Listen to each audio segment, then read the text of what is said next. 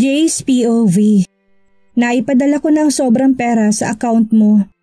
Ipapahatid ko na rin sa delivery man ang acrylic paints na pinabili mo. Just send me your address. Nakahinga ko ng maluwag sa sinabing ito ni Jomar.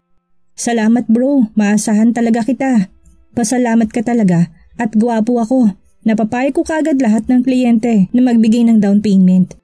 Proud na sambit nito kaya napailing akong natatawa. That is why I am thanking you handsome. Turan ko pa kaya napahalakhak si Jomar sa kabilang linya. It was the last and best solution na naisip ko para makabili ng bagong acrylics. Yung mataas ang kalidad kaya masakit din sa bulsa ang presyo. And I know Sasha can't pay it. Lalo na nung nakita ko siyang sumasideline sa palengke para lang makapagbayad. I can't even dare to accept the money came from her hard work. Ngunit ang pag-aalaga niya sa akin na pinapakita niyang malasakit noong nagkasakit ako ay walang katumbas na halaga. That despite of all the bad words I threw on her, ay nagawa niya pa rin akong tulungan. Kung wala siya ng gabing yun ay hindi ko alam kung anong nangyari sa akin. I owe her my life. At magmula ng gabing iyon ay nagbago bigla ang pananaw ko sa kanya. She earned my respect kahit pa man hindi maayos ang unang pagtatagpo namin. Gusto kong bumawi and I want to know her more. And I'm so glad that she let me do that. Siya ang kauna-unahang babaeng sinuyo ko. Yung babaeng gusto ko mapalapit sa akin hindi para gawing pampalipas oras. The reason is unexplainable. But one thing is for sure, I was so happy for being with her last night. At wala pa akong balak na ikwento kay Jomar ang tungkol sa nangyari. Paniguradong hindi ako tatantanan sa pangungulit ng loko. Bakit kasi tinatago mo pa sa mga kliyente mo ang totoong katauhan mo? Just imagine, a paint from a billionaire like you cost millions bro. May bebenta mo yan ng milyon-milyon ang halaga dahil bukod sa isa kang Garcia, ay apo ka ng tinitingalang na mayapang artist plus your extravagant talent. Tura nito. At alam kong tama lahat ng payo niya. Yun nga lang, matapos kong itakwil ni Dad, ay pinanindigan ko na ang mamuhay sa ibang pangalan at pagkatao. I prefer to use my mom's surname, which is Ramos, rather than using Garcia. I am not a Jaguar Ace Garcia anymore. I am not an heir of a billionaire anymore. Isa na akong ordinaryong mamamayan. It's fine. I can still sold it in a high price kahit hindi na milyon. Just tell our clients na baka next month ay pwede na nilang makuha. Mag-o-overtime ako. Tugon ko't sumang-ayon na lang si Jomar. And by the way, if you have some time, just browse the internet. You need to know something very important. Hindi pwedeng hindi mo ito malaman. Mariin at seryosong bilin pa nito bago nagputol ang tawag. Ramdam ko na kung anong tungkol sa ibig niyang sabihin. He cannot tell it to me directly when it comes to Dad dahil ayaw ko talagang pag-usapan pa. But right now, curiosity hits me real hard. Kaya walang pagdadalawang isip ako nagbukas ng internet sa cellphone ko. Mark Anthony Garcia, the multi-billionaire, will soon tying the knot to Valentina Sanchez, a former beauty queen turned businesswoman. Ang headline nito kagad ang nagpagulantang sa akin. Matagal pa bago ito naproseso sa utak ko, kaya napailing ako't natawa na mapakla. I turned off my phone. Shit! Dahil hindi natuloy ang kasal namin ni Leticia, ay siya na ngayon ang magpapakasal sa babaeng dati pang nachichismis na karelasyon niya. No, it's not a chismis anymore. This news prove na totoo lahat ng may namamagitan sa kanilang dalawa ng Valentina na yon. Ang babaeng bago pa nga lang nawala si Mommy noon ay nagparamdam na sa kanya ng malaking kagustuhan, and I know it's because of Dad's wealth. Just wow, Dad. Just wow. Bulalas ko sa sarili. And staying here for good at kalimutan ng dating buhay ko is the best decision I've ever made. Mas lalo ko nawalan ng rason na balikan pang dati kong buhay. I will focus and embrace my new life now. Hinding-hindi na ako kailanman babalik. Marie's POV. Para akong zombing naglalakad sa campus dahil sa ginawa't mga sinabing yun ni Jace kagabi ay hindi ako nakatulog ng maayos kakaisip kaya puyat ang naging resulta. Aakalain ko ba namang ang lalaking akala ko'y panganib ang dala sa akin ay magiging knight in shining armor ko pala. He saved me again. Unang beses ay numuntikan na ako ma-hold up, tapos kagabi pa na hindi naman lang nagdalawang isip na barahin sila Lexa. At sobrang effective dahil ngayong umaga ay ramdam ko ng pag-iwas sa akin ng tatlo kahit pa man nararamdaman ko pang yung gigil nila. Marie! Ang tili na ito ni Bivette ang nagpatigil sa akin sa paglalakad patungo sa classroom. Kakarating lang din ito. Magkaklase kasi kami sa unang subject ngayong araw. Hoy! Ano to naririnig kong usapan ng mga ibang estudyante? Nadaanan ko sila kanina sa entrance kasama yung iba mo pang mga boardmate. Jowa mo raw yung lalaking ubod ng kagapuhan. Aba, magkwento ka nga. Tuloy-tuloy na salaysay nito kahit pa man hinihingal. Napaawang ako sa narinig at hindi kagad nakapagsalita kaya hinampas nitong braso ko. Aray naman, ang OA ha, jowa kagad, hindi ba pwedeng kaibigan lang? Ang advance naman nilang mag-isip, hindi makapaniwalang turan ko kaya nalaki ang mga mata nito. So anong nangyari? Bakit kayo napagkamalan? Nakita ba kayo naghahalikan? Noon naman niya ang tinampal ko dahil sa dumi ng isip niya. Saka ito'y nirapan na ikinatawa niya ng malakas. Nagpunta lang siya sa boarding house para ayain akong kumain. Bumabawi sa ginawa kong pagtulong nung may lagnat siya. Walang paligoy-ligoy na sabi ko at nagsimula na rin kami naglakad. Kita ko ang gulat sa itsura nitong nakaawang at hindi kumukurap. Ano? Nagdrama ka pa nga last time dahil pinagsalitaan ka niya ng masama, di ba? Tapos isang iglap lang, ayos na kayo kaagad. Wow, ang rupok mo ha? Hindi makapaniwalang sambit nito, kaya pinaliwanagan ko na. Kinuwento ko na sa kanya ang mga nangyari. Walang labis, walang kulang. Diyos mio Marimar, sigurado akong crush mo na yun Marie. Umamin ka na. Aba, ngayon ka lang nagkakaganyan sa isang lalaki. At habang nagkakwento ka, pinapamulahan ka pa ng muka. Seryosong tura nito na halatang kilig na kilig kaya inirapan ko na lang. Judgmental ka masyado. Malamang nakikipag-ayos na yung tao. Alangan namang tataasan ko pa yung pride ko eh. May kasalanan din naman ako sa kanya. Paliwanag ko at ipinagpapasalamat kong dumating na ang professor namin dahil natigil na rin siya sa pangungulit. Para sa kaibuturan ko ay may pakiramdam din ako na mukhang higit pa nga doon ang dahilan. Napaisip ako sa sinabi ni Bivette. Bakit nga ba ibang-ibang dating sa akin ng lalaking yun? Bakit ang saya-saya ko na nagkabati kami? Bakit parang mas dumoble pang kagustuhan ko ngayon na magpursige? Dahil nga ba magkaibigan na kami? Or maybe I am really attracted to him? Pagod na pagod ako na makauwi sa boarding house ko. Paano ba naman nag-overtime pa kami sa school para sa upcoming activities? Bago matapos ang semester na to. Nakakapagod man pero ipinagpapasalamat ko na lang na nakalibre ako ng hapunan. Tipid din yon sa gastusin ko. Lalo pat, kakarampot na lang ang pera ko dahil nagpadala ako kay Tia Cora kanina. Saglit ako nagpahinga at agaran ding nag-half bath pagkatapos. Gusto kong matulog dahil alas 11 na ng gabi.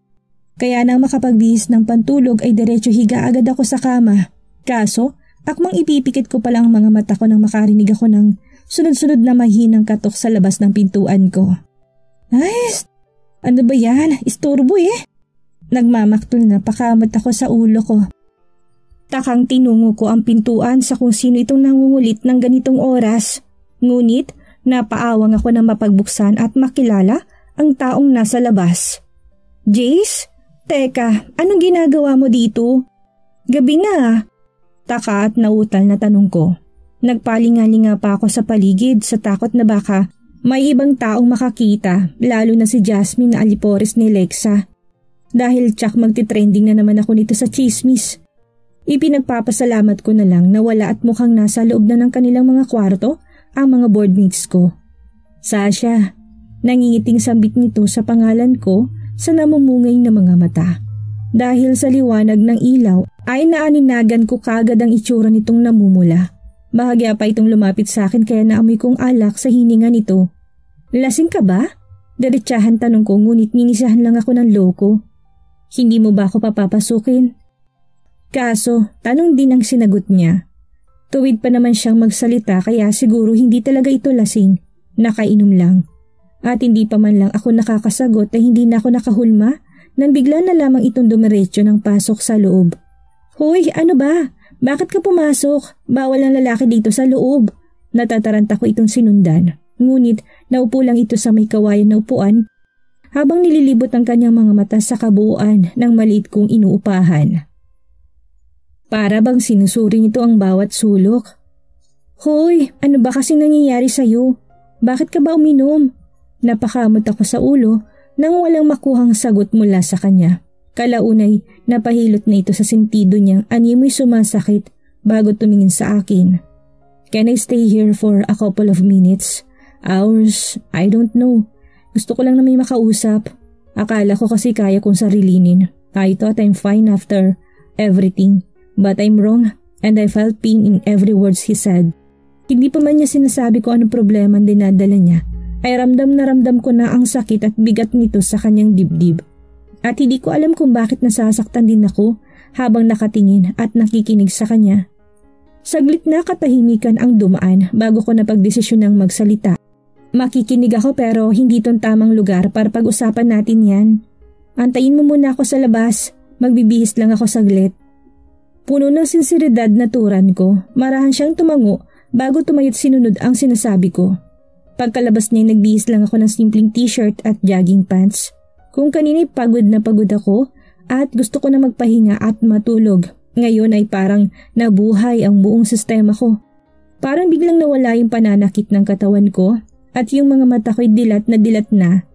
Marahan kong tinapik ang dalawa kong pisngi sa kung bakit ako nagkakaganito ngayon. Sa kung bakit mas gugustuhin ko pang makasama at damayan si Jace kaysa sa pagpahingahin ang katawan ko, lalo pat may pasok ako bukas. Let's go? Sabit ko na makalabas, nakasandal ito sa may terrace habang nakapamulsa. Simpleng tindig pa lang ay parang modelo ng mga luxury brand. At sa simpleng tindig niya ito ay talagang nagsusumigaw na nag-uumapaw na kakisigan. Tipong nakakatulo laway naman talaga. Are you sure that it's fine with you? Paniniguro niya pa kaya tinanguan ko ito't ngingitian bago inakay paalis. Saan tayo? Tanong niya nang magsimula na kaming maglakad. Tahimik na kasi ang paligid, although may mga tao pa namang nasa labas. Safe rin naman dahil 24 oras na palitang nakabantay ang mga tanod. Maglalakad-lakad lang tayo habang pinag-uusapan natin yung problema mo. So ano na? Turan ko, rinig ko pa pinakawalan niyang malalim na buntong hininga. Si Papa, nabalitaan ko magpapakasal na sa ibang babae. Seryoso ngunit emosyonal na kwento niya. Ayaw mo ba? I mean, ayaw mo bang mag-asawa ulit ang papa mo? Seryosong tanong ko naman. Hindi ko alam, desisyon ko rin naman ang umalis pero hindi ko alam kung bakit naapektuhan ako ng ganito. Dapat nga wala na akong pakialam pa eh. Pinutol na namin ang ugnayan namin. Pero hindi ko kayang kontrolin yung sakit at bigat sa puso ko. Madamdaming pahayag niya at ramdam ko ang sakit na dinadala niya. Kahit sinong anak naman na nasa sitwasyon mo, masasaktan talaga. Siguro dahil imbis na hanapin ka niya at ayusin ang relasyon niyo ay nagawa niya pang maghanap ng bagong asawang pagtutuunan niya ng pansin at atensyon. Pero maniwala ka sa akin, darating ang panahon na marirealize niyo napakahalaga mo pala. Puno ng sinseridad na sambit ko.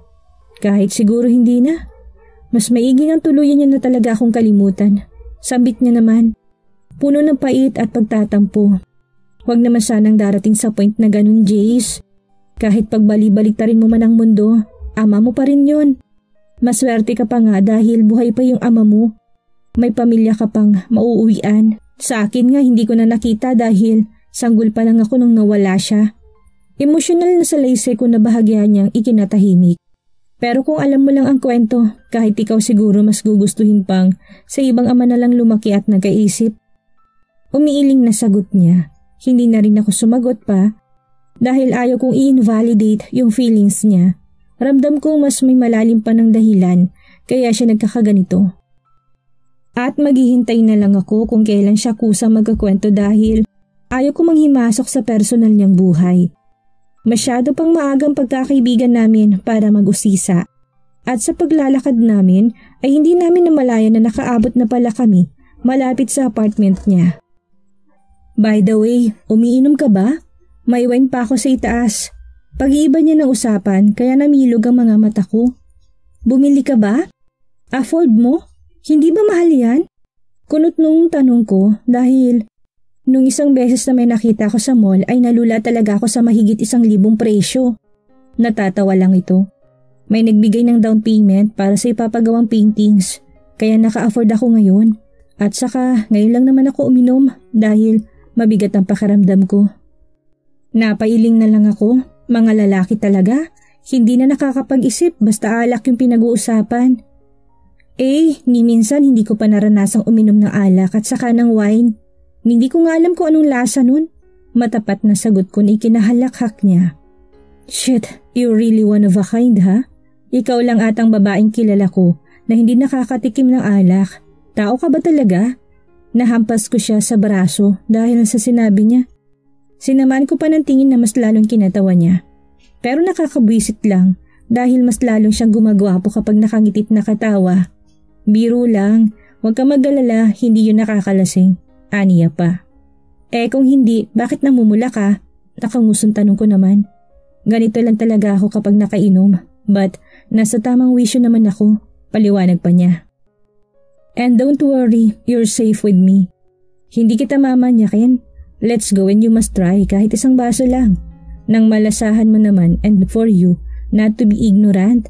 Anyaya pa niya at talagang inisip pa nitong ignorante ako. Kaya nakanguso akong sumunod sa kanya. Kunwari nagmamaktol pero yung maharot kong puso ay nasasabik. Leche. At hindi nasasabik sa alak kung hindi nasasabik na makasama at makakwentuhan pa siya ng matagal. JSPOV. Eto pa, ang sabi din sa akin ni Bivette ay crush ako nung professor namin sa major subject. Kaya pag biglaan siya nagpapakwiz ay ako palaging tinutulak na mga kaklase ko na pakiusapan yung professor namin na wag nang ituloy. At sa tuwing ginagawa ko yun, pumapayag si sir. So ayun, saka ko lang na-realize na baka nga crush niya ako. Tawang-tawa ito habang nagkakwento. Namumulan ng mga puti nitong muka habang namumungay ang mga mata at base sa salita nitong walang preno ay alam kong natamaan ito sa 3 baso pa lang na naiinom na wine. Kanina pa kami nagkakwentuhan at kung saan na lumilipad itong usapan namin. Siya rin itong panay kwento while I'm just listening. At tamang desisyon kong puntahan ito kanina dahil panandali ang nawalang bigat sa dibdib ko ngayon.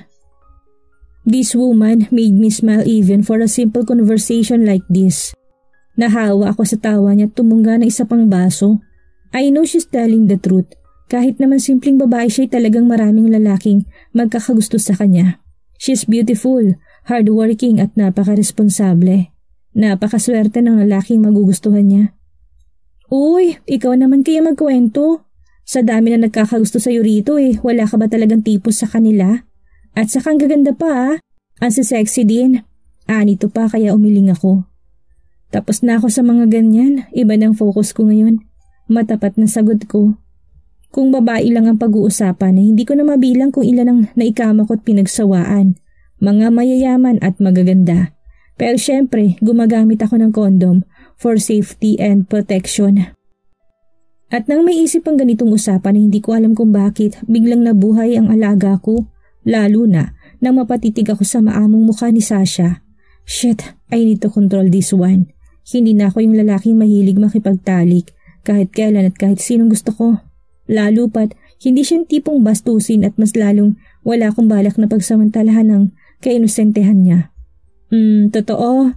Talaga lang ha, ikaw lang atang lalaking kilala ko na umiiwas sa babae. Pero baka naman kasi lalaking gusto mo. Nito pa sabay sambulat ng tawa. Kaya halos maibog akong iniinom na wine. The heck? What? Seriously? Pinagkakamalan mo ba akong bakla? Hindi makapaniwalang tanong ko ni ikinatawa niya lalo ng malakas. Goodness. Umiiling naturan ko. Kung alam na sana nito kung gaano ako natitigasan ngayon. Pero nagpipigil lang. Eto naman, biro lang Pero sige, kung wala kang type sa mga yon, ano bang gusto mo sa isang babae? Nakangusong tanong nito kaya wala sa sariling natitigan ko siya ng matagal. Did this woman know na kahit sa simpleng ayos niyang ito ay napakaganda niya pa rin? Her cute cheek, pointed nose, her mesmerizing eyes and her natural pinkish thin lips ay nakakaakit. Noon ay hindi ko alam kung anong malalim na kahulugan ng salitang tipo dahil napakabilis kong nakukuha ang mga babae na walang kahirap-hirap as long as they're beautiful at handa sa kama, then wala na akong pinalalampas pa. Even without feelings involved, but now is quite different. Na habang nakakasama ko siya at natititigan ay parang naunawaan ko na ang salitang yon. Hoy, eto naman parang pipi eh. Maktol nito nang hindi na ako nakasagot kaya napakurap ako. You. Wala sa sariling bulalas ko kaya biglang nalaking mga mata nito sa gulat. Ano? Ako? Anong ako? Hindi makapaniwalang tanong nito. Napalunok ako ng laway na ma-realize ang sinabi. Shit, what's wrong with me? I mean, you. Ikaw, anong tipo mo sa lalaki at bakit hanggang ngayon hindi ka pa rin nagkaka-boyfriend? Pag-iiba ko ng usapan para makalusot, kaya napasimangot ito. Ano ba yan? Ako yung una nagtanong eh. Pero sige, sasagutin kita at pagkatapos ko, ikaw naman ha? Aniya, kaya tumango ako ng marahan. Muntikan na ako dun ha. Gusto ko faithful, responsible at higit sa lahat may takot sa Diyos. Simpleng sagot niya. Yun lang? Madali lang naman palang hanapin, komento ko. Kayang-kaya ko maging ganun. Kulang pa pala, pinakamahalaga syempre yung lalaking mahal na mahal ko't mahal na mahal ako. Nakangiti ito sa huling sinabi. Well, that one is very hard to find. Dahil kahit nga ako'y never pang na-attach ng sobra sa isang babae. I mean, never ko pang naranasan na magmahal. I didn't even know of how's the feeling. Ikaw, she asked again. Kaya this time sumagot na ako. Beautiful of course, maalaga, responsible and hardworking woman. Seryosong sagot ko. Eto naman ang hindi na agad nakasagot sa sinabi ko na parang napapaisip. I hope hindi nito nakuha na isang tipo niya ang tinutukoy ko. Paano ko ba naman maide-deny gayong nagpapakatotoo lang naman ako? I can't lie. Dahil lang unti-unti ko siyang nakakasama at nakikilala, alam ko na sa sarili ko that I'm attracted to her. Especially nung time na hindi niya ako iniwan at inalagaan pa, kahit pa man hindi kami maayos. She's indeed selfless, beautiful inside and out. Plus sexy at attractive, di ba? Dagdag niya kalaunan na hindi ko na kinontra. She's sexy and attractive too. Kahit hindi fit ang suot niya ay halata pa rin ang magandang hubog ng katawan. Nakailang girlfriend ka na nga pala? Sunod na tanong niya at seryoso akong sumagot. I have none. Flings lang and then that's it. Lalaki naman ang mga mata niya sa sagot ko. Flings lang? As in walang formal na jowa? Ulit pa nito and I just nodded. And I'm telling the truth. Hindi ko naranasan manligaw. Kung sa bagay, hindi na ako magtataka. Sobrang habulin ka kasi ng babae. Sabit nito takman tutunggain na naman sanang hawak na baso ng wine nang pigilan ko. Bakit? Ang sabi mo hindi naman ito nakakalasing diba? Hindi naman ako lasing eh. Saka masarap kaya ang lasa parang ubas. Kunot noong tura nito, ngunit kinuha ko na nang tuluyan ang baso sa kamay niya. That's enough, baka malasing ka ng tuluyan. May pasa ka pa bukas. Sambit ko kaya para itong biglang nahimasmasan. Shit, oo nga pala. Uuwi na ako. Nagmamadali itong tumayo, ngunit hindi pa man nakakahakbang ay bigla na lamang gumaywang. Kaya mabilis ako napatay at inalalayan to. Hala, bakit parang umiikot yung paningin ko? Sambit nito habang napahilot sa sentido niya. Gusto kong matawa dahil ang cute ng expression niya. Nanibago ka siguro. Just relax, you can sleep here. Masyado nang malalim ang gabi. Tugon ko sa kanya, wala naman talaga akong balak na pauwiin pa siya at ihatid ng ganitong oras. She's safe with me. Inalalayan ko siya paupo, walang mali siyang hinawakan kong bewang niya. But shit, nang lumapat ang kamay ko sa balat niya dahil sa pag-angat ng laylay ng kanyang suot na t-shirt, ay biglang may kung ano na buhay sa kaibuturan ng pagkalalaki ko. Hindi pwede.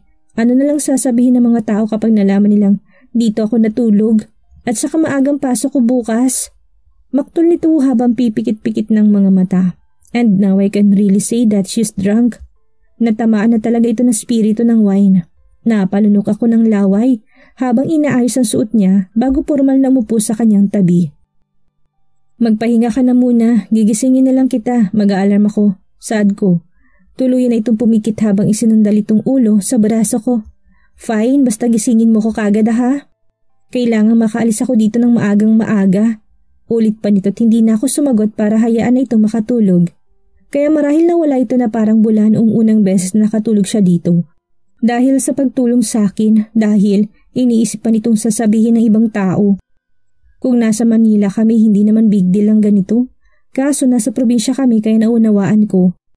Hinintay ko pa siyang makatulog ng malalim bago ko napagpasyahang ilipat siya sa kama para makahiga ng maayos. I carried her like a baby na hindi niya naman namamalayan. Hindi naman ako nahirapan kahit matangkad siya cause she's slim. Ngunit nang tuluyan siyang mapahiga sa kama ay bigla na lamang itong napahawak sa leeg ko kaya hindi sinasadyang nagtamang mga mukha namin. At hindi lang basta mukha cause I felt her soft lips on mine. At mas lalong nag-apoy ang buong sistema ko dahil sa pagkakadikit ng katawan namin. Bigla na lang siyang napadilat kaya nagtamang mga mata naming may layo lamang na isang dangkal. I thought she's in a deep sleep. Jace. She simply uttered my name but I found it so sexy. Mas lalo lang nadagdagan ng parang bulta-bultahing kuryenteng nararamdaman ko. Bumaba ang mga mata ko sa labi niyang kanina ko pa gustong-gustong mahalikan. I tried to avoid. I tried to control myself. But shit, I failed. Dahil hindi na ako nakatiis at tuluyan ko nang inangkin ang mga labi niya na puno ng pagkasabik. Ano kayang magaganap sa isang gabing magkasama si Jace at Marie? Dito na ba magsisimula ang seryosong relasyon nila? Yan ang ating aalamin sa susunod nating kabanata.